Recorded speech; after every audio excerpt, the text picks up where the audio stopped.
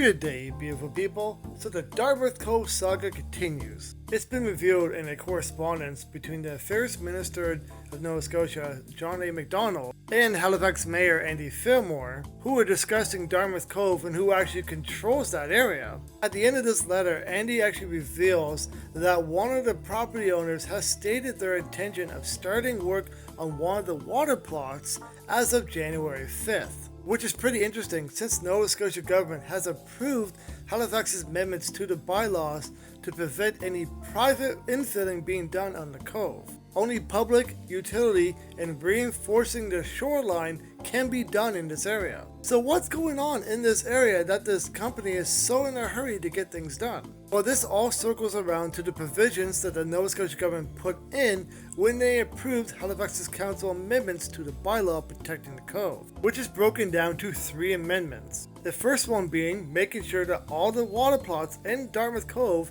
is within the municipal boundaries of the Halifax Regional Municipality. Even with this first one, it gets kind of messy because Dartmouth Cove is part of the Halifax Harbour, which actually has the jurisdiction through the federal government through Transport Canada and the Department of Fisheries and Oceans Canada. And this part alone is messy because Transport Canada actually rescinded their approval for Dartmouth Cove infilling back in June.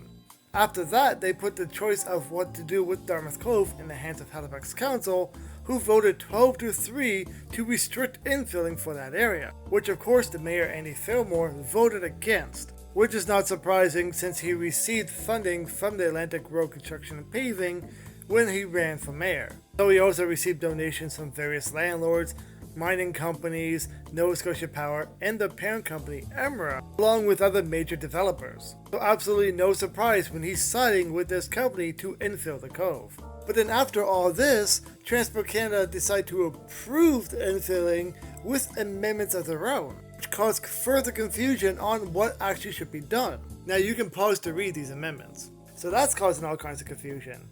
Now we go back to provincial amendments for the Dartmouth Cove infilling. Now we go to number 2, which states the municipality has the authority under section 235(5)(g) of the Halifax Regional Municipality Charter to regulate infilling, including infilling of lands underwater. Now I looked this up for you, and what they're talking about is right here, which really doesn't solve anything because yes, the municipality has control of it, but at the end says unless it's regulated by another enactment of the province. Now going back to number 3, HRM has to have confirmation from a federal Department of Justice that none of these measures infringe on federal jurisdiction, which they're currently waiting on, and we can't hurry that along. But while all this is being processed, seemingly Atlantic Road Construction and Paving is planning to stop building a road to lead to Dartmouth Cove to start this construction work.